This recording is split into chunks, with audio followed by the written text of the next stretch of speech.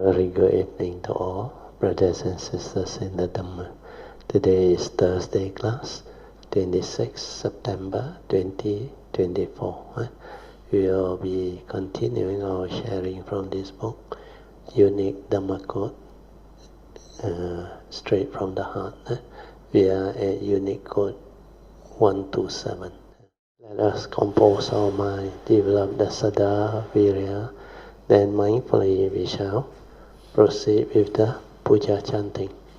Namo 本师释迦牟尼佛 Namo 本师释迦牟尼佛 Namo 本师释迦牟尼佛 Namo 观世音菩萨 Namo 观世音菩萨 Namo 观世音菩萨 Namo 药师佛 Namo 药师佛 Namo 药师佛 Namo 文殊菩萨 Namo 文殊菩萨 Namo 文殊菩萨 Namo 佛菩萨 Namo 佛菩萨 Namo 佛菩萨 Arahang Sama Sambuddho Bhagava Buddhaṃ Bhagavaṃ Abhivādimi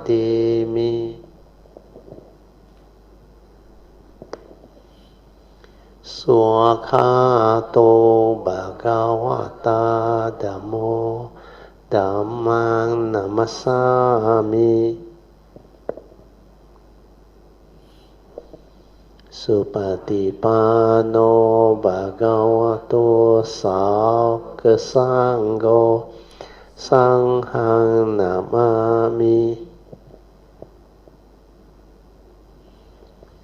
Namo Tassa Bhagavato Arahato Samma Sambuddhassa Namo Tassa Bhagavato Arahato Samma Sambuddhassa Namo Tassa Bhagavato Arahato Samma Sambuddhassa Buddhaṃ Saraṇaṃ Gacchāmi Dhammaṃ Saraṇaṃ Gacchāmi Saṅghaṃ Saraṇaṃ Gacchāmi Dutiyampi Buddhaṃ Saraṇaṃ Gacchāmi Dutiyampi Dhammaṃ Saraṇaṃ Gacchāmi Dutiyampi Saṅghaṃ Saraṇaṃ Gacchāmi Tatiyampi Buddhaṃ Saraṇaṃ Gacchāmi Tatiyampi Dhammaṃ Saraṇaṃ Gacchāmi Tatiyampi Saṅghaṃ Saraṇaṃ Gacchāmi Pāṇātipada Veramani Sikkhapada Samadhiyami Adinādana Veramani Sikkhapada Samadhiyami Kāmesu Miccacara Veramani Sikkhapada Samadhiyami Musawada Veramani Sikkhapada Samadhiyami Surameraya Majapadattana Veramani Sikkhapada Samadhiyami. We will chant from the Padipa Puja onwards. Ganna Sarapaditena Dipena Tamadang Sina Diloka Dipang Sambuddhang Pujayami Tamonodang Kanda Sambara Yutena Dopena Hang Sugang Hina Pujaye Pujaniyang Tang Puja Bhajana Muttamang Vanna Ganda Kuno Petang เอตังกุสุมาสันตตินปูจายามิมุนินดาสสิริปาดาสโรโรเฮปูเจมิบุตังกุสุเมนาเนนะปุณเนนะมัตเตนะเจโหทุโมขังภูปังมิลายติยตาอิดังเมกายโยตัตตายติวินัสสะบาวังอาดิวาเสทุโนบันเตปานิยังปริกาปิตังอานุคัมปังอุปาดายะปาติกันหาตุมุตตมังอาดิวาเสทุโนบันเตปาเลปาริกาปิทังอานุคัมปังอุปาดายะปาติกันหาตุมุตตมังอาดิวาเสทุโนบันเทโบจานังปาริกาปิทังอานุคัมปังอุปาดายะปาติกันหาตุมุตตมัง Now we will chant the Puja Aspiration based on our understanding of the significance of all these Puja offerings. Significance of offering of light.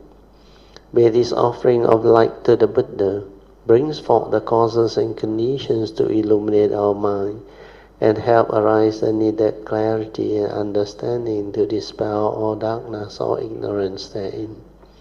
Significance of offering of water. May this offering of pure, clear, cool water lead us to the pure, clear Dhamma that cools and doses off the fires of all defilements within our mind. Significance of offering of incense. May our morality, virtue, and understanding shine forth far and wide, just like the fragrance of this incense which we are offering to the Blessed One, who is perfect in wisdom and virtue. Significance of offering of fruits. May this offering of fruits remind us of the Dana Parami of generosity and the fruit of our karma, so that we will diligently strive on with heedfulness to attain the path and fruition soon as possible. Significance of offering of flowers. May this constant offering of flowers to the Blessed One strengthen our faith and constantly remind us of the impermanence of this body, so that we will diligently and sincerely strive on to cultivate Sila, Samadhi, and Panya, leading to ultimate liberation, the born-free Nibbana. Making of overall aspiration. By the power of all these merits, born of these offerings, may our spiritual faculties of Saddha, Virya, Sati, Samadhi, and Panya be further strengthened until they become balas or powers. Sharing and transfer merits to all beings. May these merits be shared and transferred to all beings without exception, especially to those who have the condition and affinity to receive them. Sadhu, sadhu, sadhu. Okay, let us pay respect to Bhajan. Buddhang Pujami. Dhammang Pujami. Sanghang Pujami. Make use of the four support, to help you stabilize your awareness within. This inner awareness is very important. When you can just relax body and mind, maintain the awareness, don't try to do anything, then that awareness nature will slowly stabilize. until you become very clear about that nature. The silent mind that is very stable, to be in the state of pure awareness, to understand what is going on within our form and mind, to understand clearly what this form and mind is all about, then thereby gaining the understanding of who we are, what we are, and how we function as a human being, how our mind, through its mundane thinking, stir and create a phenomenal world of consciousness. Before you become enlightened, all of your memory that you accumulated, your views, opinion, conditioning, belief system, they are not wisdom.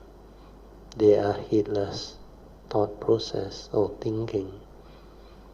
And they are the cause of delusion. So without wisdom, wisdom cannot arise. And without wisdom, the mundane mind becomes heedless, think a lot, create a lot of mental hindrance. So to reverse all this, we need to train our mind to develop the spiritual faculties, the opposite five: Saddha, Virya, Sati, Samadhi, and Panya. Once the opposite spiritual faculty arises, the mental hindrance is to be. Then your mind become different.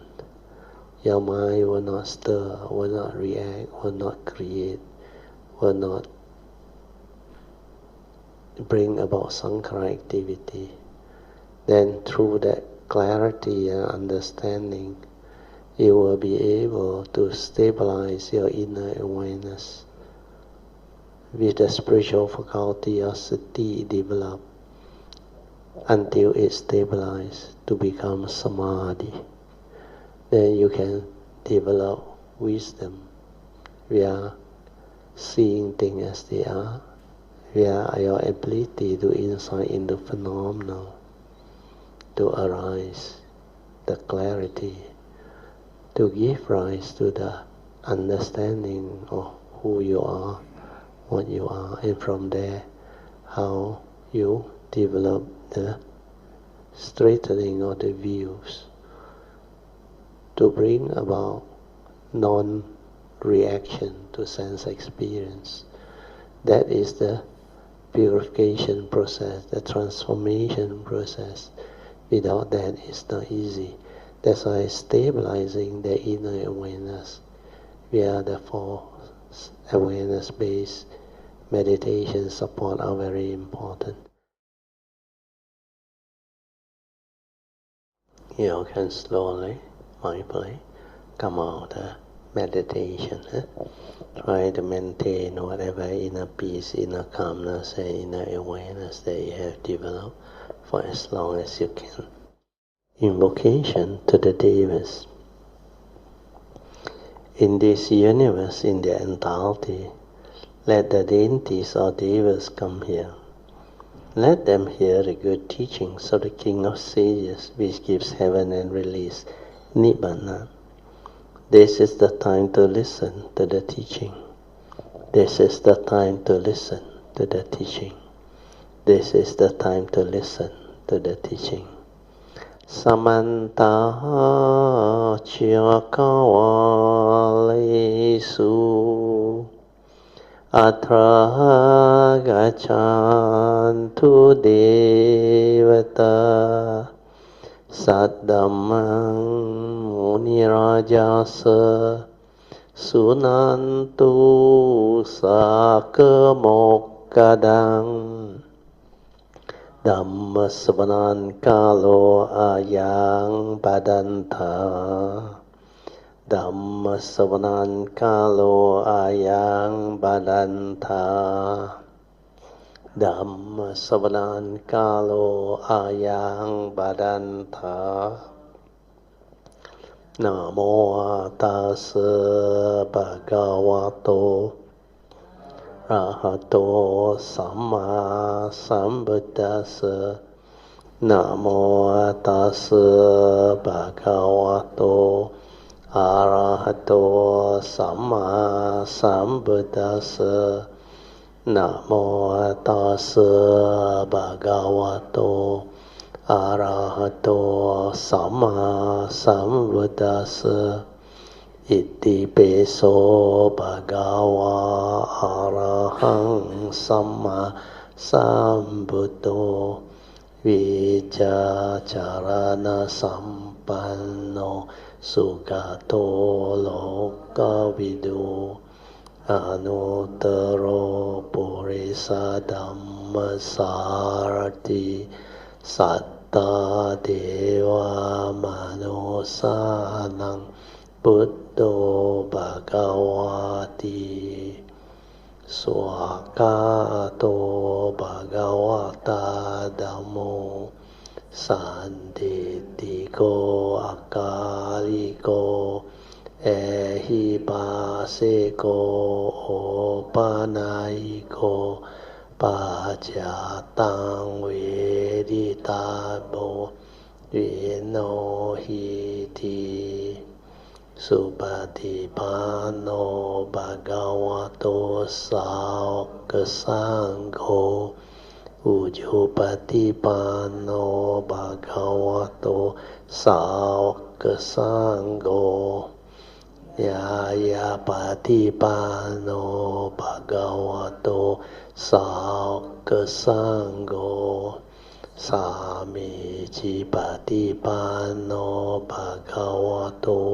สาวกสังโฆยาดิดังจัตตาริปุริสยุคานิอัตตปุริสปุกาลาเอสะภะคะวะโตสาวกสังโฆอาหุเนโยปาหุเนโยดักขิเนโยอัญจาลิการาเนโยอนุตตรังปุญญังเกตังโลกาสาติสาธุสาธุสาธุ Turn to page 35 of this book, Straight from the Heart, Unique Dhamma Code by me. We are a unique Dhamma Code 127. Okay. So this code is also very useful. This one, if you can understand, then you will understand creation.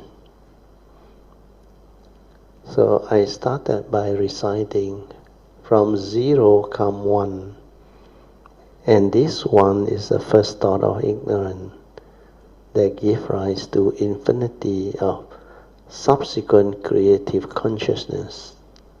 That's why the Buddha used this description. The Buddha said, inconceivable is the beginning of the first thought of ignorance that condition living being to fall until what they are now. So this first thought of ignorance, to really trace back to this, you need to be a Samasa Buddha. Yeah. That's why the Buddha himself also used this word. It is so profound, so difficult. That's why it's almost inconceivable for normal being. So inconceivable is the beginning, to realize the beginning of the first thought of ignorance that condition life until we are what we are. So this one I need to explain so that maybe by now most of you would have developed the understanding. So there is this famous saying, the Mahayana like to express creation in this way. That's why you look at all the numbers, numerical number, 0, 1, 2, 3, 4, 5, 6, until infinity. So these numbers, they also come about through a very unique understanding. So of all the numbers, they always start with 0. So 0 is a very unique number. It is neither even or odd. It's not really a number in the sense. But this 0 is very important, because when you finish 1 to 9, then instead of continuing it as 10, what they do is they take the 1 in front and add in the 0, so it becomes number 10. So when you add a 0, it creates a bigger number. So this 0, when you start, you always start with nothing. That's why sometimes 0 can also mean nothing, or sometimes we call it empty. So from 0 comes 1, then 1 continue until infinity. So this represents the creation cycle. From the void, from nothing, you can start creating. So what happens is, the way living beings get transformed into what they are now through the four-circle formation process actually started from this understanding. So what happened is, from the source, the first to come out is the pure awareness nature within. That's why each and every one of us, when we arise in this, what we call existential world, or the phenomenal world, where life and existence arise, the first thing that arises is the pure awareness nature. Then from there, that's how the creation starts. So in the very, very distant past, the first thought of ignorance that arise and stir from this pure awareness nature to become the first thought of ignorance. The Buddha said, this one, if you want to trace back to the origin, means it is inconceivable, very difficult to understand, unless you are Sammasambuddha, and it's impossible for you, normal people, to trace it back. So inconceivable is the beginning of the first thought of ignorance that condition all this infinite movement until living beings become what they are. That's why you have the 31 plane of existence. Then you have all the various rhymes of existence. Then within each and every rhyme, there are limitless living beings, countless living beings. And all this, they continue to evolve. And we call it samsara. Samsara, or what we call the cycle of birth and death, for eternity. So that's how existential world comes to be, the phenomenal world comes to be, the universe come to be. So all these are the creation process, or what we call the stages of creation. So that unique code starts from the understanding of, from 0 comes 1. Then 1 gives rise to the infinite consciousness that condition each other until the mind-right creation, until living beings become what they are, each and every one of us. Then there is this interaction between all the various beings, the consciousness. At any moment, the summation of all the countless or limitless consciousness, they will create the condition for the universe to move, to transform, and to become what it is within that moment. That's why everything that arises and passes away within the moment is the result of the summation of all this so-called infinite consciousness. And the way they influence the totality is beyond understanding of normal being, unless you are a Sammasambuddha. That's why the scientists also came to realize that our universe is really very, very complicated, very complex, very difficult to understand. Even scientists still haven't got the unified theory or understanding to understand the whole of creation, the whole of the universe, how the universe is what it is. They cannot understand. Because even with the latest and most advanced telescope that they have come out with, the James Webb telescope, which can allow them to see very distant objects very clearly. And the more they see, the more like bizarre the understanding become. Because a lot of the theory that has been postulated or developed, they come to realize, the scientists, it cannot stand up to the understanding of what happened. Every time they come up with some understanding, it's only to that extent. Then later on, further observation give rise to further question that scientists got no answer. But our civilization is fantastic. Our planet Earth is fantastic, given the progress we have made, really. Yeah. If you like science, you can understand science, you should actually attempt to understand what they have discovered to date. It's really, really, really, really very interesting.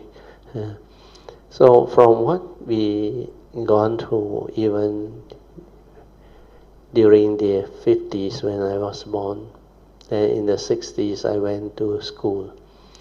I think I was born in the year 1954. So 1960 I went to school.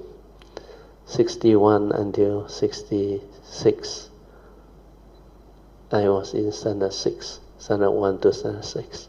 Then 67, 68, 69 I was in Form 3.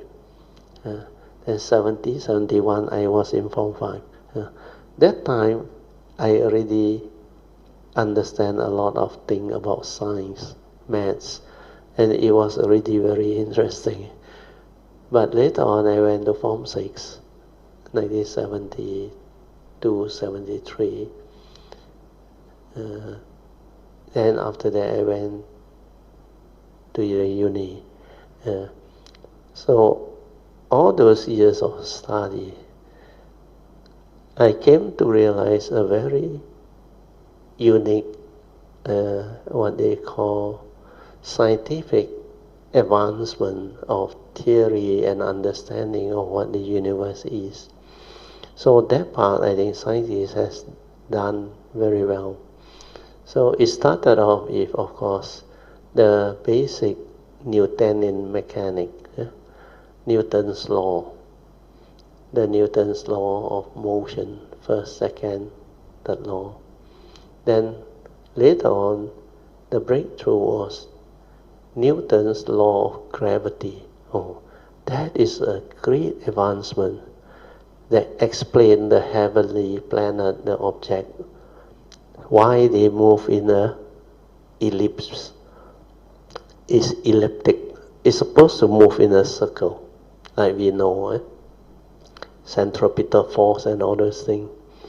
So you need the interaction of two bodies to create the centripetal force. But there are other planets or heavy masses around. That's why the movement becomes elliptical and it can be measured and develop as understanding. But later on, as science progressed, they realized the Newtonian mechanics only hold true when it involves the normal linear universe. That's why we talk about the three-dimensional universe. Then later on, when Einstein and all the other physicists and scientists, when they came about, even during the time of Copernicus, Galileo, Archimedes, these are great people. They actually were able to develop a lot of understanding through very primitive observation of the stars and the planets and the world, or the so-called universe. Then later on, with the advancement of science, our telescope become more and more updated, more and more powerful. Then even the micro world, our microscope also developed until very powerful. Then we were able to break free into a lot of understanding of particle physics, where we have the particle accelerator to accelerate normal particle until near to the speed of light, then smash them up and create the mathematical model to understand what we call quantum theory, where the forces that interact under what we call high speed and micro scale. That's why we call it the quantum mechanics. Then they realize when masses become very heavy, it can cause space-times to warp. That's why Einstein came out with a theory of relativity, general theory of relativity. And when this theory was formulated, a lot of people cannot understand him. But he was able to come to that conclusion because he is very, very exceptionally intellectual and wise. And people proved that he was right. Then they also managed to discover like electricity, Thomas Edison. Then they also discover what they call electromagnetic field theory. So all this theory that actually come about through all the years of research and understanding that all the scientists has developed, they become more and more sophisticated, Then they realize that there are black holes. Black holes are very, very dense objects. It become black hole because the star system, we talk about the sun, the very massive suns and other star system. Then we talk about galaxy that have billions of star system. Then how they actually collapse, then manifest the supernova, the last surge of energy, then they collapse into a very dense star, or we call it quasar or whatever, they have a lot of name for it. Then this object becomes so immense that the escape velocity from this very dense object exceeds the speed of light.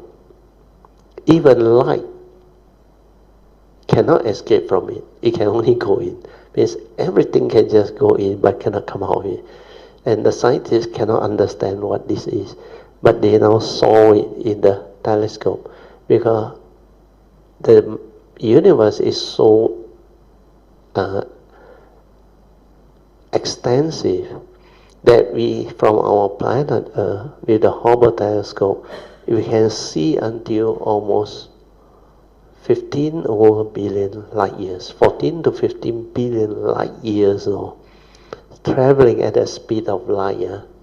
For 1 year is called 1 light year. And you travel at the speed of light not for 1 year, for 14, 15 billion years.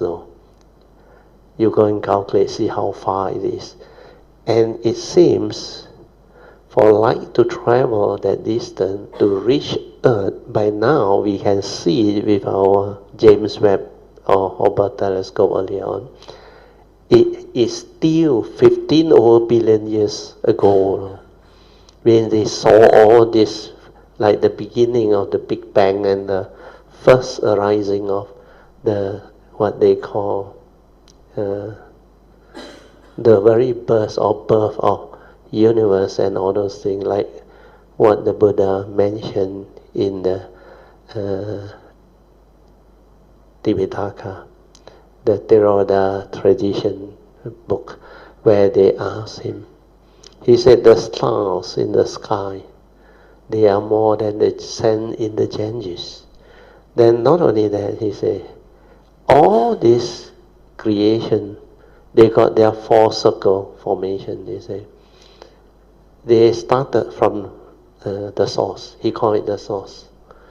But the scientists realized that the beginning is always called a singularity. And they saw this in the James Webb telescope and all this thing.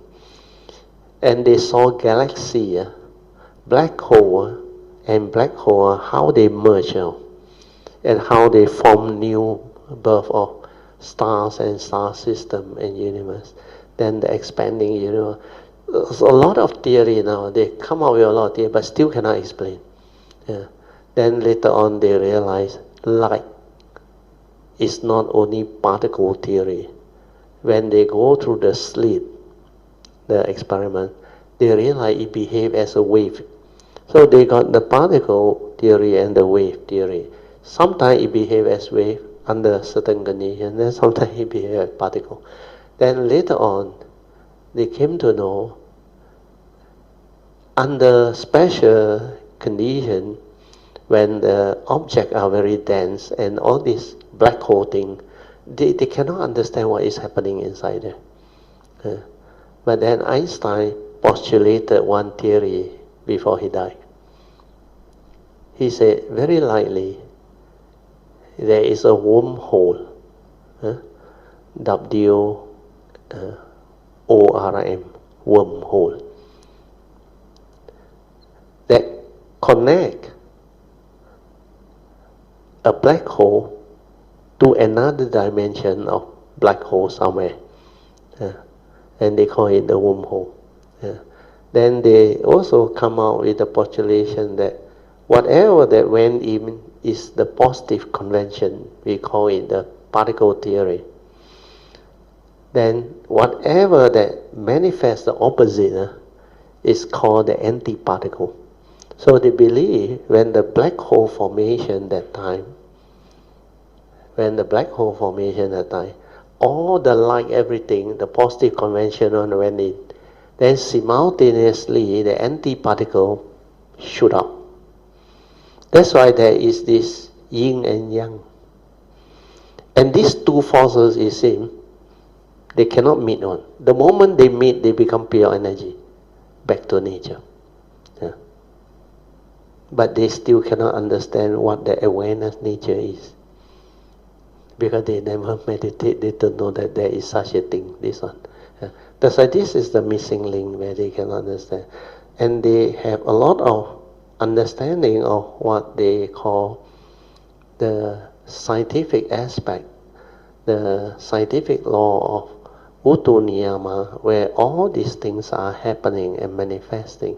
But the spiritual law that governs life and existence, the scientists hardly have any understanding. They dare not even commit to whether karma is true or not, because they have no way of proving it or doing research into it and all those things. That's why that one you need pure awareness nature. You need the awareness to understand the mundane mind's creation, the karmic process and all those things. Then the law of mind, law of karma, then law of truth. Then together with this awareness nature, how you develop the ability to understand all this. So, coming back to that quote that I tell you, although it sounds very simple, from zero come one. Yeah? This zero come one. Then one create the infinite. And this whole of creation, they are very, very complicated. And they are really extensive, intense. And a lot of things inside there which scientists also cannot understand yet, or cannot comprehend yet. That's why the whole of the universe is not what you think. And do you know, now only they start to realize gravity is not a force. When you are in outer space, the astronauts realize they can float. No? There is nothing pulling them down. So it's not a force. It depends on where you are. Because like our planet Earth, we have an escape velocity of 5,000 miles per second to escape from its gravitational pull. Yeah. Then Einstein also very good. He said, force. Yeah? He got a formula, no?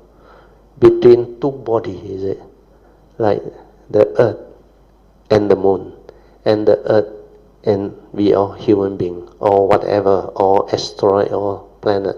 He said, there is a force. The force between two objects equals to, I forgot already, I think, M1, M2, divide by the inverse square.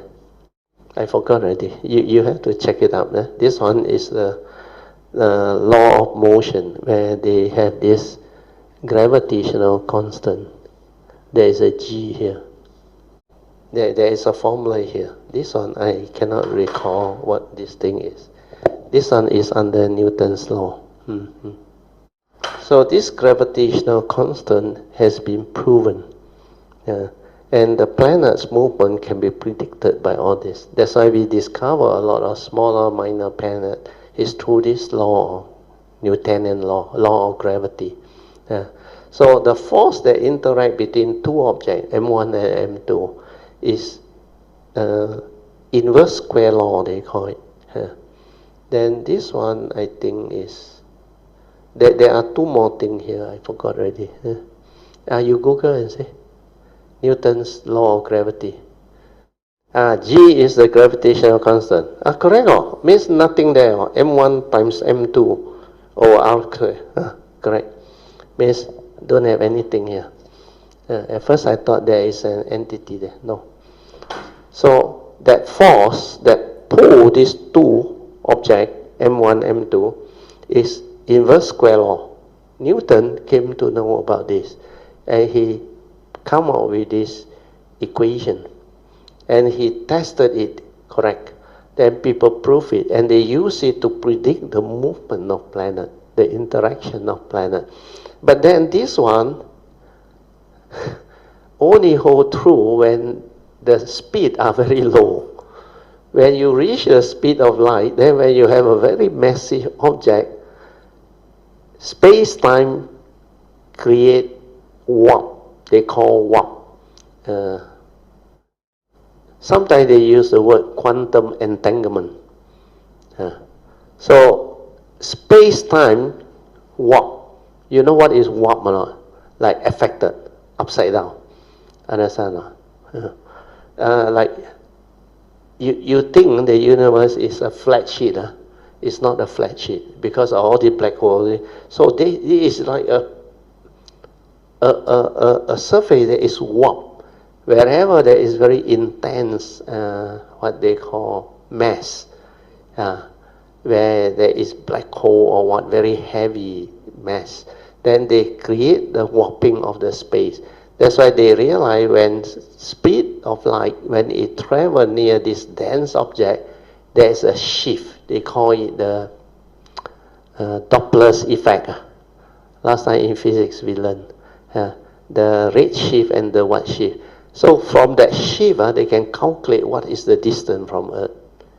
Because when you look from Earth, when you measure the shift, then you know the distance between you and that distant object. That's why they can pinpoint and calculate how far the galaxy is, or that black hole that is creating the effect at that distance is.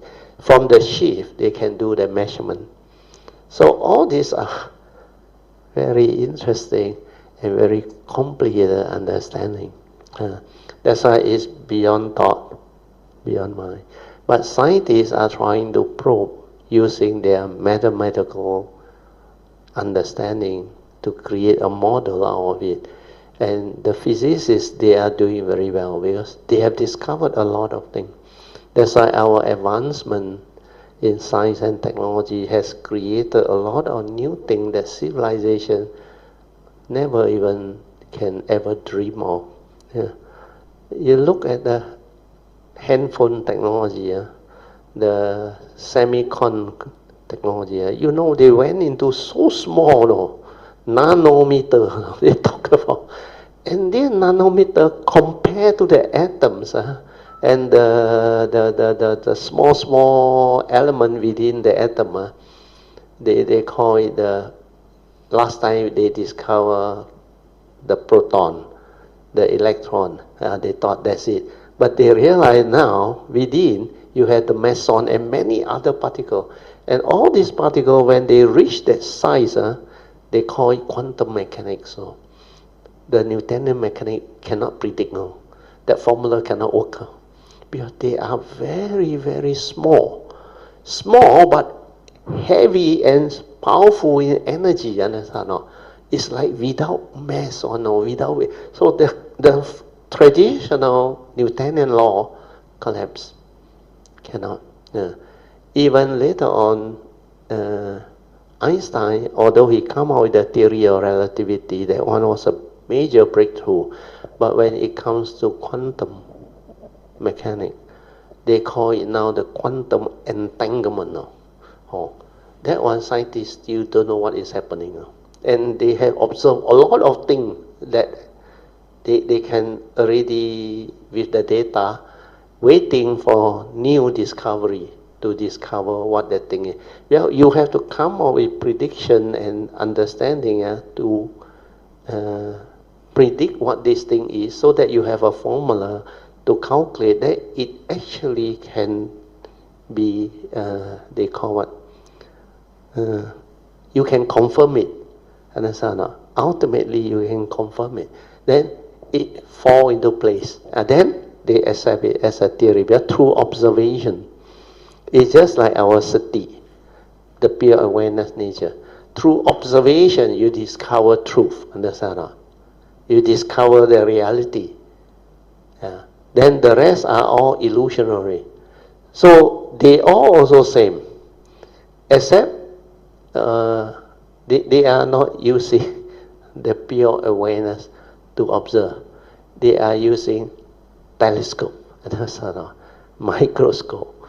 They use physical instrument to measure, and they can now measure until very, very distant object and very, very small and far, minute, micro, and very far. And they can actually detect a lot of things really. So if you look back, our scientific advancement, actually, if you are a scientist, you will come to realize that we have advanced a lot. That's why when scientists talk among themselves, physicists talk among themselves, now you can Google. You want to listen to all this, you go and Google quantum entanglement, or all these physicists thing. Now they got a few forums now that discuss all this and talk about all this, and it's very interesting, very, very interesting, because I got nothing to do. So last few months, I don't know what happened. The link came to me. The link came to me. Then I listen. Then I can understand what that thing is. Very funny. All those things, like I will know later on the answer. When my consciousness come out from the body, from my mind. That's why this life I already knew. I even told my last guy.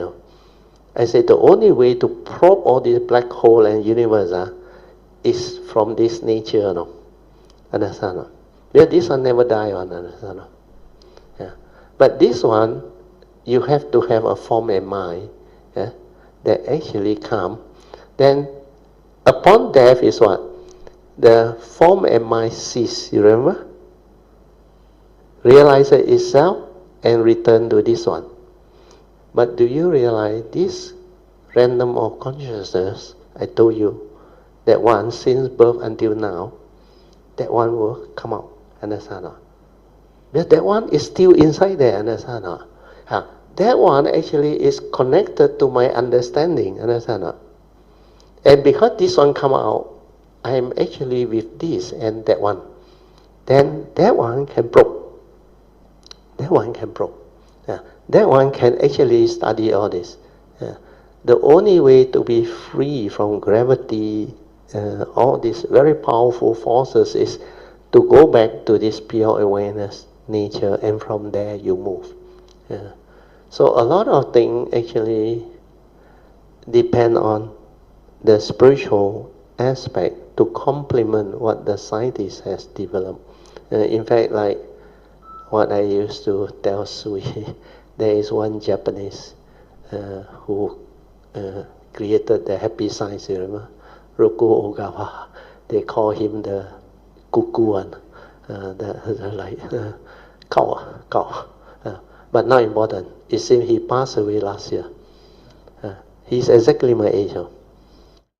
Oh, sorry, 2 years younger than me. 1956. He was born in 1956. I was born in 54.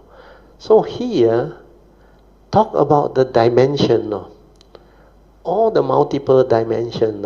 Then he even talked about the bodhisattva, but in Japanese he called it the bosatsu. He called it a 7-dimension being that was sent down. And his one include the scientists and all those things. You realize that's a very interesting. Three of them. No, he is the ultimate Alcantara. You heard of this word, Alcantara? But not important. I just mention it because he has his own understanding. He explained it in his way. So he said last time he come, of course, you can listen. He said last time he come, not the full consciousness. He said as Sakyamuni, he was only partial consciousness. Then as Jesus or what. Then there's another one, don't know by what name, Western one. Then now, the latest one, which is this life, he is called Alcantara, full consciousness, the whole thing. But not important. That one, you want to believe, you believe. You don't want to believe, you believe. Because more important is, what I want you to understand is, the being that come, like he said, scientists and all that, yes, but he also understand to a certain extent about this pure awareness nature. Where I visited his soja, his soja have this type of pure awareness energy, very strong, from whatever. Because he know how to tap them. I think like my last guy, energy field. So they can actually do all those things. But then, what he writes sometimes, you need not believe everything, but he has some part of the understanding which is quite interesting, where you can take them in. He talked about the different dimension of beings until the 14th dimension. And he even classified all the different dimensions as the higher being and all those things.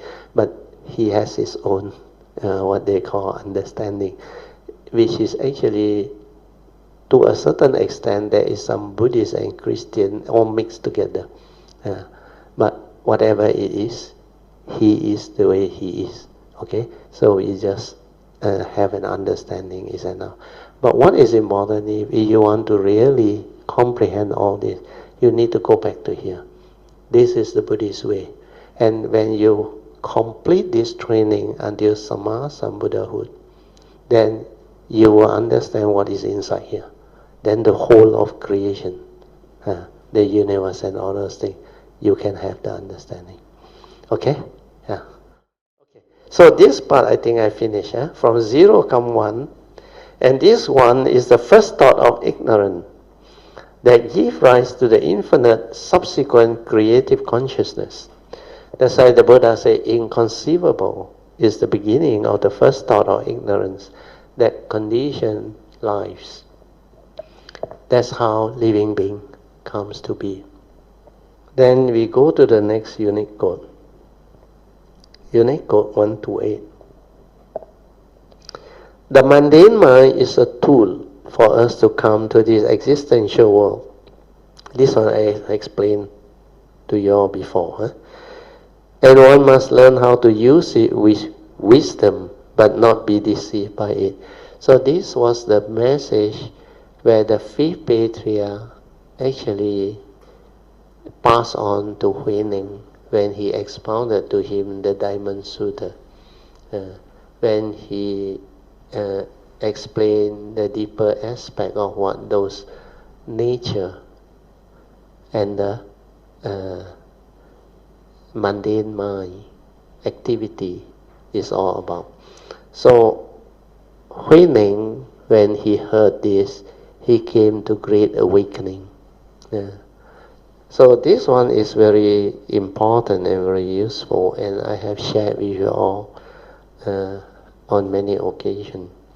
So this mundane mind, like I say, the formal mind is like a physical body and a mind that is karmically conditioned for us to come to this existential world.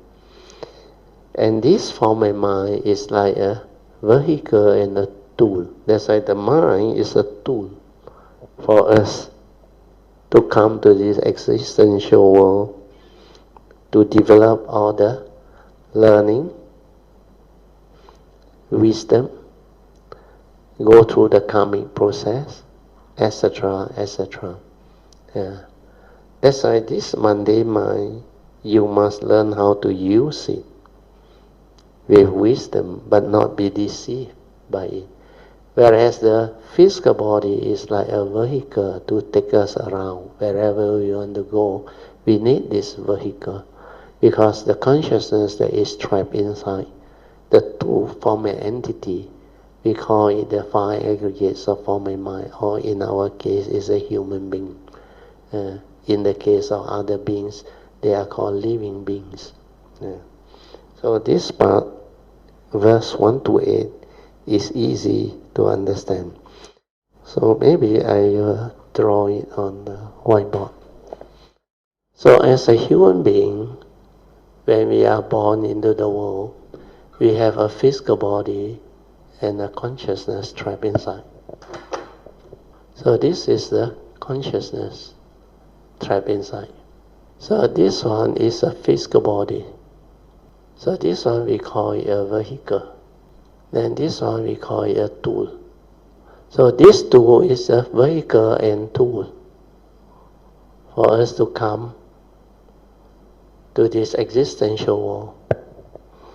So vehicle is like what the Buddha called the Nimana Kaya, or the functional body that performs the function of our segmented life here. Like this physical body of mine, you call Pradatyo, is the Nimana Kaya that performs the function of what my segmented life is. So this one is a functional body. Understand not? Although we call it a vehicle, because like a car, you want to go somewhere, we need to move this physical body. So this one is also called a functional body.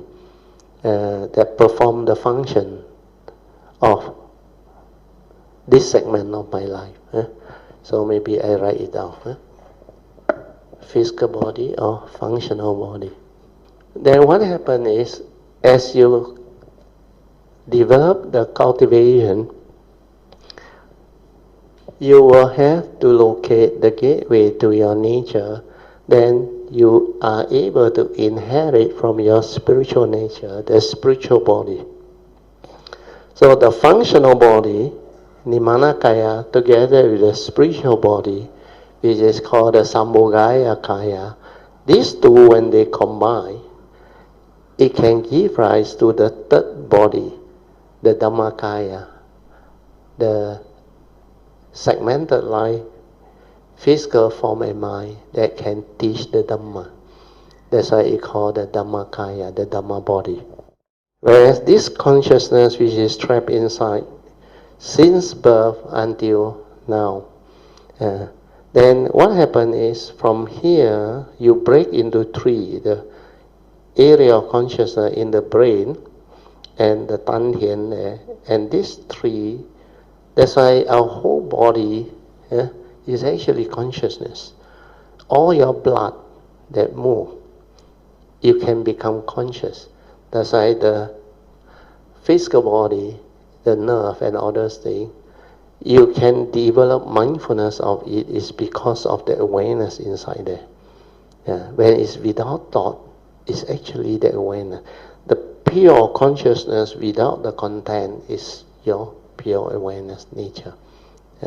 But this one is the karmically conditioned, what they call, from the first rebirth consciousness that actually land in the physical body. Then through your accumulative process, your whatever memory, all of your accumulated memory, whether wholesome or unwholesome, good or bad, they will accumulate, including your phobia, everything. That's why this one become a bundle of memories, mainly memories. Although it has a unique quality. This one I realized when I came out of it when I was 8 or 9 years old. This consciousness don't need the senses to see or no, to hear, to smell and develop all those things. It has its inbuilt senses or no. That's why when I walk out, my brother walk in, I can hear him now. I can even speak like I am inside this body. But because my vocal cord not connected to it, my vibration cannot come out. But the senses are operating. That's why this one, when it come out upon death, we call it the random of consciousness. When it come out upon death, this one, the senses are intact. That's why the deceased, you don't simply say things. They can hear you. They know what is going on. But to them, sometimes they don't even know that they have died. But they don't have a physical body. But this one can come out. And this one a lot, floating around.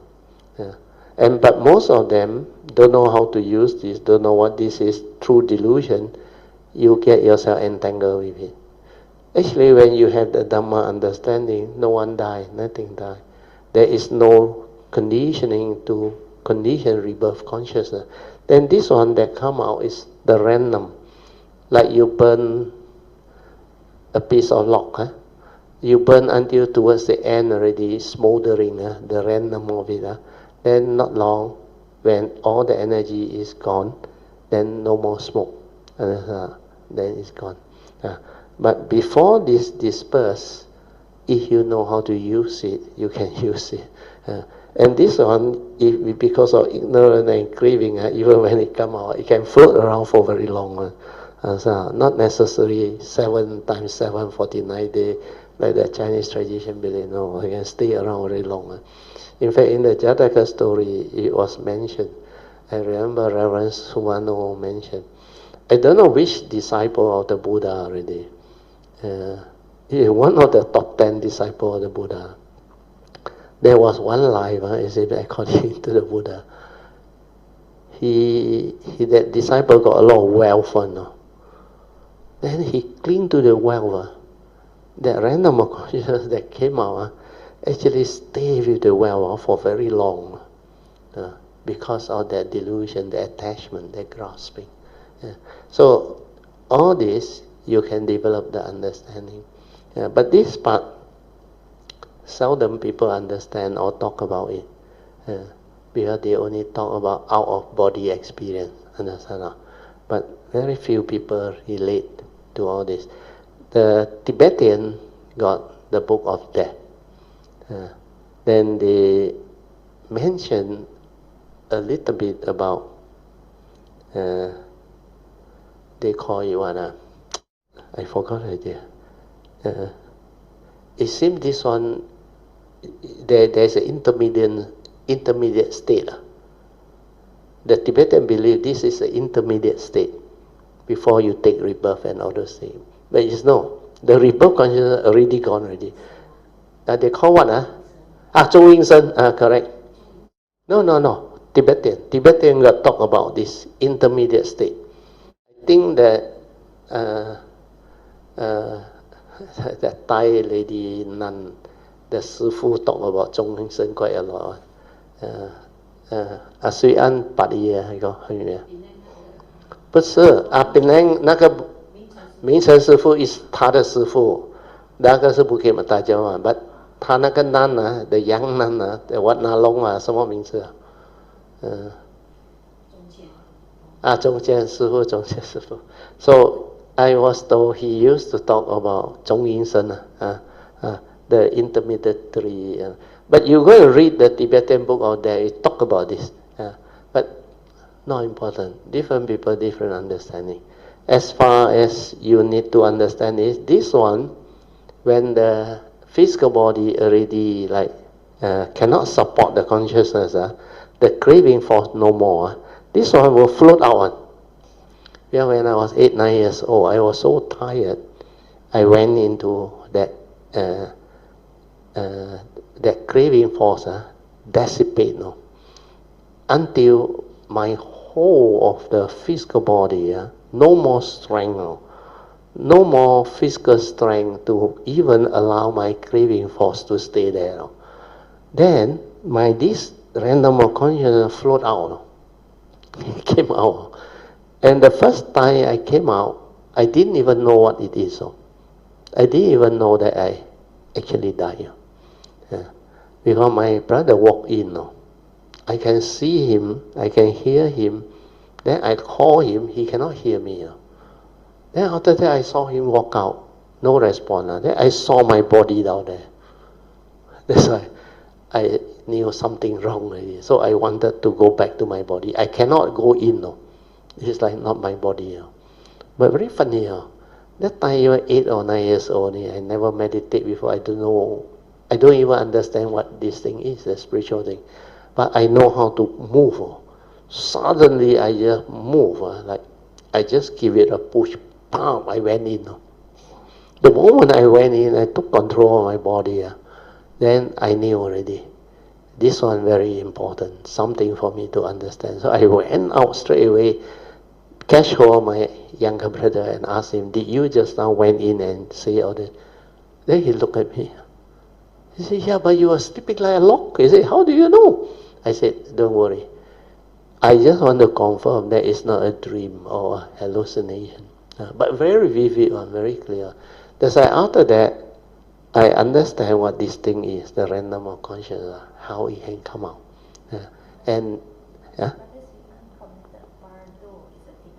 Tibetan word is Bado, 对 Bado, B-A-R-D-O, intermediate state, B-A-R-D-O, Bado, the Bado state. They always call it the Bado state, but actually it's this random of consciousness that came out. Okay,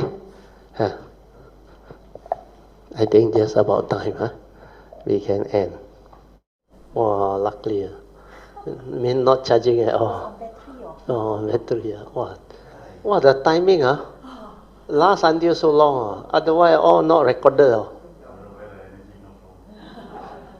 No, when it's listening to exciting one, you won't go down. 上面有人帮助了。No wonder when I come back, I on 没事。Then I thought somebody off it, 没有，是那个 switch 啊。Okay, so now we come back to second session, which is meditation reporting or Q&A. Also, you can share whatever you want regarding today's topic. I think it's quite interesting. Then whoever wants to add in what they can develop as understanding so that we can develop the sharing better, or ask any question regarding today's topic also will be very useful. Good evening, Radio, Mr. Teo. Good evening, yes. Kalyomitas. Yeah. Yeah. Thank you, Sister PG, for nominating me. Yeah, sadhu. Today's sharing the maybe how to say it's beyond especially the scientific part lah. I forgot lah, Radio. Yes. Never mind one. Later on you listen again, then you go and Google the quantum, what they call quantum entanglement. Then all the video as you start to... You are not a science student, Eng Bee? I'm half science, half... no wonder you got problem. You like physics or not? Not really. But not really. Never mind, slowly.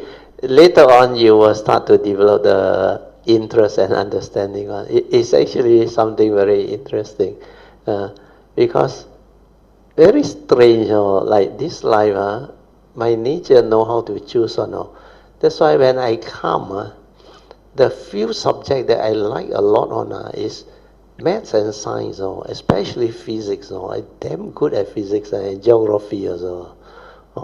And these are the subjects that I like. Then I like to become an engineer so that I can understand many things. Then I like to go into spiritual field, the consciousness, the awareness, and all things. So all this, it will evolve by itself. That's why different bodhisattvas, they come with different understanding. Then when they share, actually, it can be very complementary and very beautiful. That's why the reason why Maitreya 208 requested my nature to come and share is because of all this uniqueness that my nature has. The way I evolve the understanding of the bodhisattva way, then the way I can understand all this Dhamma as taught in the provisional teachings, and also how to link to what we call our modern day society, where all the technological advancement, together with all the pancha niyamas that need to be linked and understood so that it can be taught as a complete teaching. So that part is really very beautiful. So at the moment, Liabukyu, never mind, slowly the ball will come back to you. Like the basketball, you float back to you. That's why I also cannot understand why suddenly the wave already push it away. Then at that moment, before I can even think about it further, straight away it float back to me. And it's just like somebody pushing it back to me. Then I just use my two hands, grab onto it and relieve. Then I went back to the shore.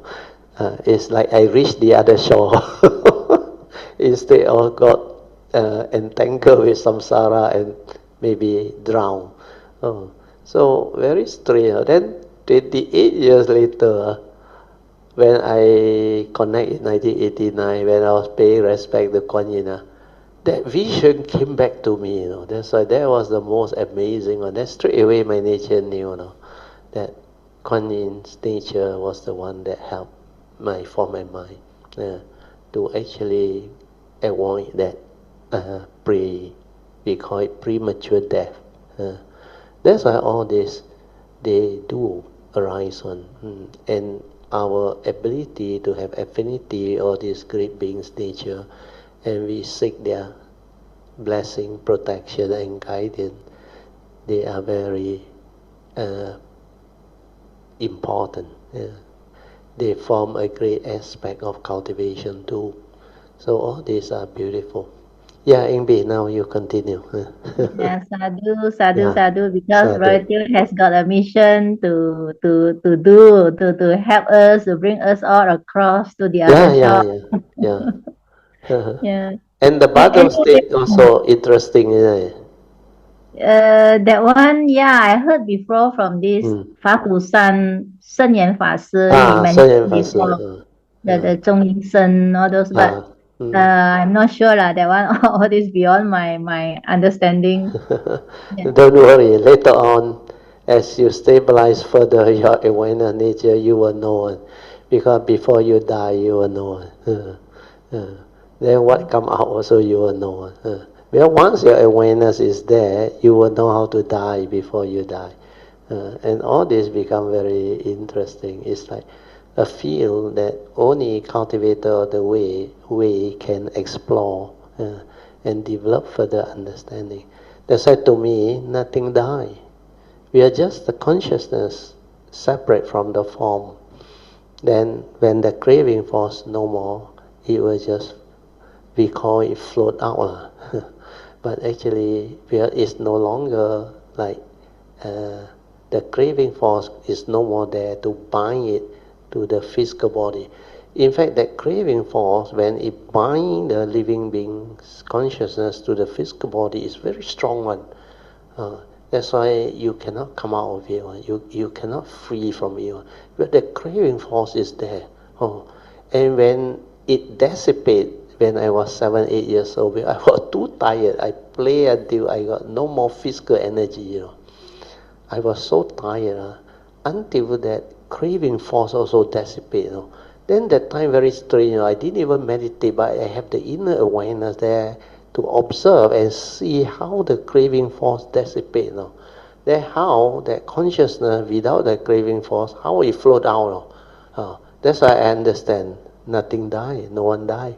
But actually when I came out, I technically, the word technically, I supposed to die. The reason being, I cannot go back into my body, You realize or not? My consciousness cannot reclaim my body, But because of my past life cultivation, I know how to give it a push up. Pop, I went in. Of course, no words, but I did something inside there. That time I was so young, I think 7 to 8 years old, I remember. I went back inside there. Then from that moment, I knew, this is something for me to understand. I don't know what it is. Then I just confirmed my brother. Then that's it, finished. Until I was Form 4, Form 5. Then I start to probe. Then I start to develop the interest in spiritual field, meditation. Then finally, when I was ready, 1986, actually Kuan Yin came with a message. Then that 3 years, I non-stop cultivate until 1989. Very strange, that 3 years. The book come, the teacher come, the guide come, everything come. Everything that I need just come. Then my nature connect. Then everything just fall into place. Then I became what I am. So all this is what karmic is all about. The understanding of the Bodhisattva way, the cultivation is all about. That's why this life, this segmented life, at the request of Maitreya, I was able to share all this. It's all because of causes and conditions that manifest for this segment of my coming. Okay, Eng Bee, you continue. Yeah. Maybe Bertil would like to share 2 pointers that Bertil has mentioned. And just now you just mentioned also again, the consciousness trapped inside our body. Yes. Our karmically conditioned vehicle and tool. Yes. That is the body and our mind. Yeah. Yes. That the consciousness trapped inside the body. This phrase has been mentioned by Brother Teo many times. Now I think I got a condition to explain. Yeah, because Brother Teo explained it in such a way that really struck me with a deeper understanding. Not today lah, the previous Thursday class. Yeah. That consciousness trapped inside is due to the craving force, like just now mentioned again. Brother Teo, the craving force was so great, so strong. Very strong one inside there. That binds this consciousness to the body that trap it inside there. That's why it can go through the karmic process, everything. Yeah. So this understanding is very important because we crave so much for this so-called sense of self. Correct. Sakaya Ditti, yes. Yeah, the Sakaya Ditti. That's why we are not free, like that. We are bounded by our own sense of Sakaya Ditti. Correct. Yeah. The egoic mind comes from the Sakaya Ditti. Because we believe we exist, we believe it's real. Because everything we associate with is with that entity. That's why the senses, when they arise, the sixth sense door, I see, I hear, I smell, I taste, I tactile feel, and I think. Therefore, I am.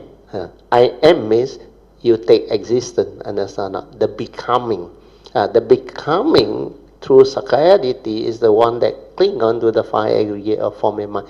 You think feeling is real, because you can feel pleasant, unpleasant, good and pleasant and unpleasant feeling, then all the various type of sensation, emotion, everything, and they are like so real, How can they not be you? And the physical body are like so solid, you can touch, can feel, can manifest and become conscious, can live life, can animate into a human being, can do what you like, How can living being believe that it's not them? Unless you have your awareness within to really realize that, that is dependent, originating, condition arising, causal phenomena, karmically conditional and came, and not what you think. That's why all this understanding, without the pure awareness, you cannot see or you cannot understand. And that pure awareness is not you. It's just the nature inside there that can allow you to understand all this. That's why the wisdom that is connected to this form and mind, that develop the understanding, that wisdom can free the form and mind. And that wisdom is not a being, it's not an entity. That's why even the pure awareness is not a being, not an entity that can come out and live like it cannot. And that one, very few people understand. That's why they always, in Thailand, I used to share with you, or sometimes you read their book, their spiritual or Dhamma book. They say, stay with the one who knows. You remember? There is no one to know. Don't stay with anybody. The awareness is a nature. It's not a being. You will be there the moment you are without thought. Because that is your nature. It's not a being. That's why don't stay with the knower. There is nobody inside there. So all this understanding is really beautiful. Very good, Eng Bee. Yeah, thank you, Brother Teo. That's why we all have the wrong assumption, a wrong knowledge assumption that we have a certain control on over our physical body. Then we thought that body belongs to us, but actually it's not. It's just a wrong assumption. Correct. Like the analogy last time I used to give in the early days. I think you will remember the five aggregate of form and mind. Because I always share, we think this body belongs to us is because a lot of people say, why you say not me? If I want to jump, I jump. If I want to walk, I walk. If I want to do anything, I can. Even if I want to commit suicide, I can. Why you say not me? But then they never really develop the wisdom, that's why they cannot see. Then I give them a mundane example, which is very easy to understand. I say, let's say, this physical body of yours, maybe not them or not you. Somebody who got an accident, then paralyzed from the waist down. Okay? And then you tell that person, hey, walk lah. He cannot walk already, understand or not? Doesn't mean that the body don't belong to him, understand or not? The consciousness is still stuck inside, understand or not? He can still feel the pain and all those things. But he cannot command the physical body to walk already. It's just like the vehicle and the car analogy. I always use our physical body is like a car, understand or not? When that car is properly designed and in a functional manner, you can control, like it appears like you can control it. You want to drive fast, you go fast. You want to brake, you brake. You want to turn, you want to maneuver. Whatever that is allowable by the car's design, you can do it, understand? Like our physical body, understand? But you cannot want to fly like a Superman. That one you cannot be done. It's limited. You have not trained and you have not developed the ability, unless you develop the psychic ability and all those things. So similarly, when that car is without petrol, let's say, or some of the engine parts spoil already, you ask it to run, it cannot run already. Even Formula 1 driver you put inside there, you cannot move the car already, because the condition for it to perform that function is no more, understand or not? That's why it's all dependent originating, condition arising. So when the causes and condition is no longer there, then it cannot do the function that it used to have the ability to do. So likewise, if we see this clearly, then you realize the physical body is also limited to that sense. That's why when our organ, consciousness, the vital organ, the spinal cord, everything, all this vital organ that is responsible for the arising of the, what we call, animating the physical body into a functional human being. Means it animate it to a human being, like become alive. But once some of the vital organ is gone, like what we used to say heart attack, then the life force gone, then they say death. Means consciousness must separate, because the brain all, without the oxygen, they will die. Without the heart pumping the oxygen, that's why within don't know how many minutes, the physical body will die. Then the life force also same, the consciousness. During heart attack, it's like they call it the karmic, destructive karmic force. That one, the moment it hit, the destructive karma, the life force that's supposed to sustain your life within the segmented form and mind, suddenly cut off now. So they realize no more heartbeat now. So like they call it heart attack. That's why the scientists, they try to revive you through what? Through using the machine to electroshock you.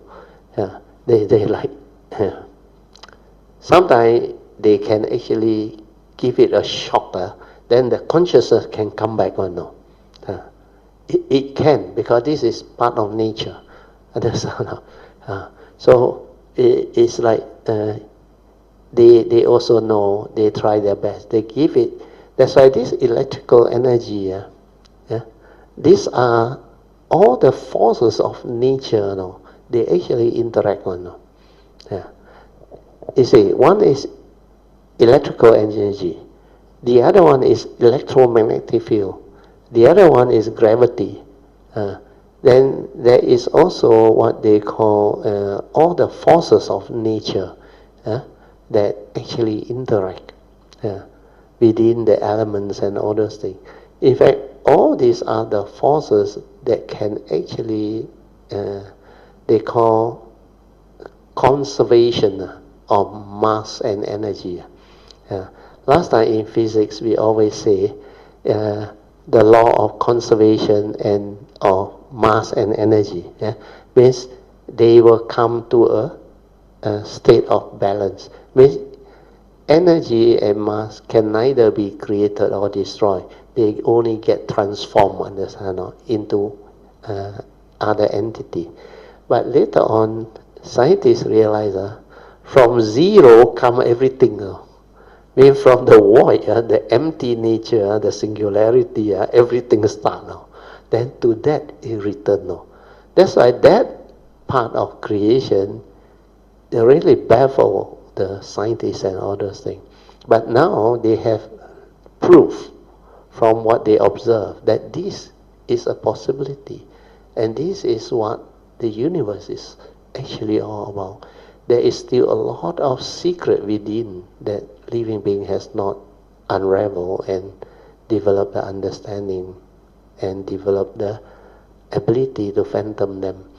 But based on what I shared with you, to give due credit, this civilization is very special, very unique. We have progressed actually very far as science and technology is concerned.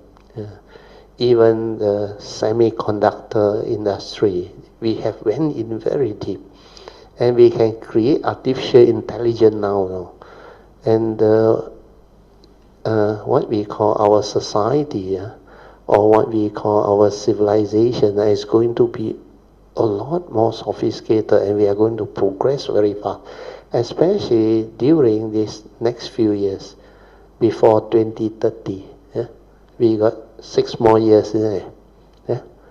Do you realize with the advent of AI, the learning, everything can become so fast now. And everything can be, not necessarily Google now. Now Google, they don't want to use it. A lot of new AI things come out already. And we will experience that. I think to live another 6 years should be manageable. Just 70 only. Before 80, I think very safe. But whatever it is, this is beautiful golden era, golden age. And like Sui, they are younger generation, another 3-4 decades to go. Wow, their life will be very beautiful. You will have good life. So our children, they will have good life. But with your cultivation, you don't worry. You can come back many times. You can choose to come. And when you come, you can be very beautiful. So don't worry about suffering. Suffering is nothing. Not what you think. When you have developed the wisdom already, actually, wonderful existence. They say when you have realized the Dhamma through emptiness, it's really wonderful existence. And all these are beautiful. What I want to share further is the consciousness part, Eng Bee. You see, the moment we are born, the first consciousness that enters the form and mind is the rebirth consciousness. You remember? That rebirth consciousness, when it enters the fetus, that time, all the vital organ, everything, they are not fully formed yet. But the consciousness go in first. Understand? But when the consciousness going in, it take conception already. Means the being is really there already, existing already. Then through what they call the birth process, the karmic, what they call, we call it the retributive karma, primary and secondary, that one, your DNA all will be molded inside. then this consciousness that is trapped inside, also you are born of your karma, heir to your karma, conditioned and supported by your karma, and you are what you are because of karma. Then the environment you are born into, who are your parents, finally how you grow up in whatever environment, is all karmically conditioned, decided. Understand now? Then after that, as you are born into the world, how you learn things and all those things, who look after you, and all those things. So you may be in the same family, like my family, got 9 of us. 9 of us. Same parent, no, same locality, but all different, no. Physical wise, some very tall, some very short, some full of hair, some no hair, some can study, education, intellect, very good, some cannot study on, completely cannot. Then spiritually also same, a handful of them very good, but the rest, although not so good, but because of the karmic and all the conditioning, they are also successful and beautiful in their own way. So you can see all this. Then how we accumulate through our memory, our conditioning, our education, our tradition, everything. Everyone develop it differently, I realize. My brother and sister, everyone different one. The thinking all very different one. That's why karmic. You don't take care of karma, this one doesn't guarantee you all those understanding. Then whatever we actually accumulate, all this become our consciousness. That's why your suffering, your misery, your phobia, your insecurity, your what they call scars of memory, everything that you accumulate inside here, these are really psychological rubbish. This is real suffering. Just the human consciousness full of karmic activity inside there.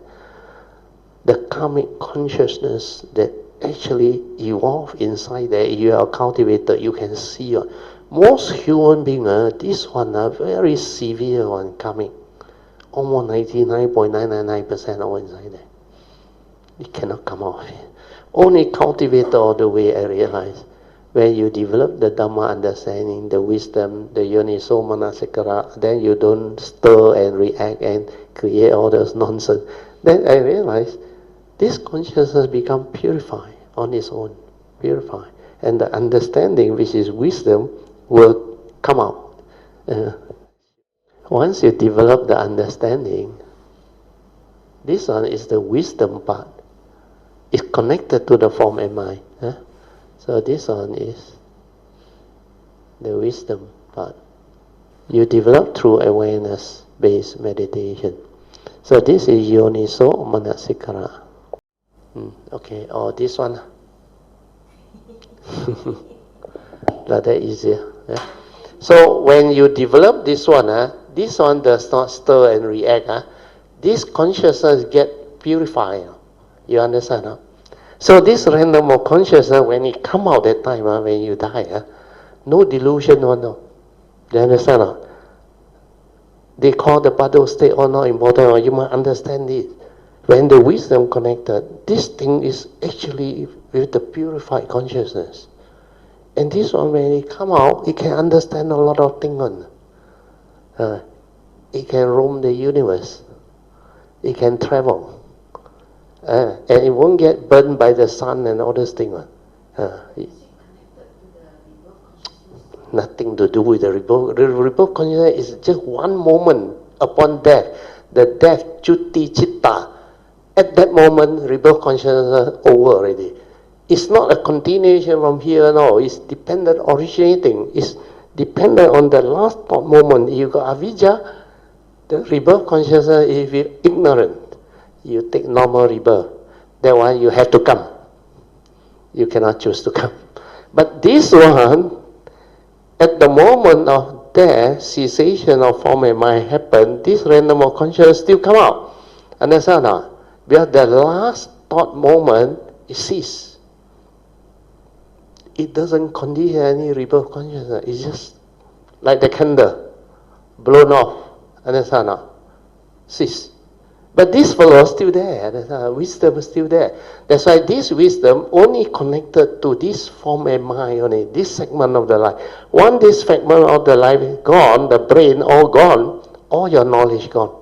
Understand? All the karmic thing here and the spiritual thing there.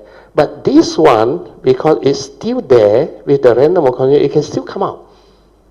And you can use it up to the level it can last.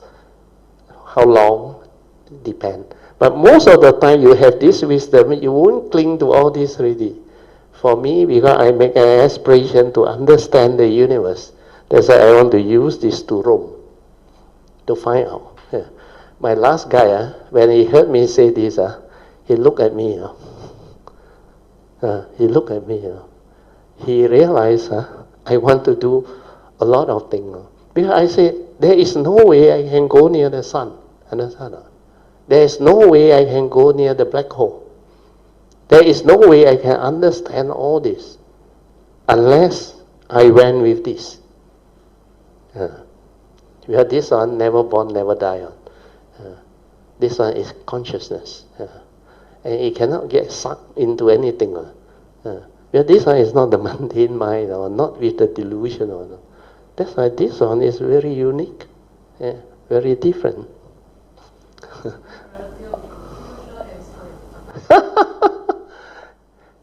But one thing I can tell you, I will not be like interested until I want to reveal all these signs to the world. I cannot. Or I want to come as a segment of my life as a scientist to review all this. Because I just ask you one very simple question. Even Sama Sambuddha come, how many people recognize him? You think you come as a scientist, people recognize you? Like the artist, you know, no? Before you die, nobody know you. After you die, you become very famous. Your art worth a lot. Like Einstein, after he died, of course, Einstein has a lot of recognition while he was around. But after he died, he became more famous. Because what he discovered is really, for the being at that time, especially the theory of relativity, actually very few people can even fathom, not to say come out with it. Because he can have that type of mind to visualize and to understand. Well, he is not like normal people. Think a lot on. He don't think on. He creative one. You look at him, you know already. That type of facial thing. Means he has a lot of creativity. He can visualize. He can understand a lot of things.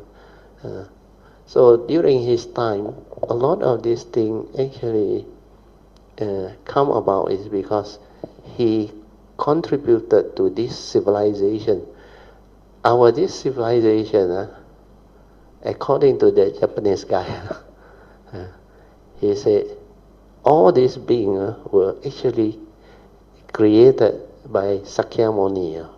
Because Sakyamuni is the so-called highest and the most conscious being. He started all this. So this, our earth, our civilization, according to him, it seems he was the one that decided which are the scientists and the great beings and to send down to this planet on. That is what he mentioned. So all this, listen can already find out for yourself. Don't have to believe anything. Otherwise, you enter into argument. It's really like science fiction. But the universe is not what you think on. A lot of possibility, a lot of things can happen. That's why I refrain from sharing all this until I don't know why tonight got condition. Otherwise, I would tell you all these things. Because there are a lot of things that has evolved and developed the understanding that this nature can really rejoice and understand one. But not now, understand. You all won't understand it until much, much later. Then when the time comes, when more people understand. You want to talk more about this, Ken? Okay, what's the time now? Alarm just rang. Oh, Eng Bee, can you sum up? Sadhu, Ratio, not only give us the Dhamma sharing, you also give us the fantastic science knowledge. Yeah, and explanation. Yeah. Now you interested or not to roam the universe? Oh, sure, sure. Actually, Sadhu. I love to look at the skies, look at the stars and moon, especially Sadhu. That's why I yeah. say one day you will get interested on and you will understand. Well, when you have that nature, it will happen by itself. Okay, Bratio, maybe we invite you to lead us in the sharing of merits already, lo. Can, So can, let, can. yeah. Can. Thank you, Yeah. Bratio. Yeah, Sadhu, sadhu, sadhu. rejoice. Let us rejoice with all the sharing today. Sadhu, sadhu, sadhu. Okay, now we will do the sharing of merit, transfer of merit, then we will end.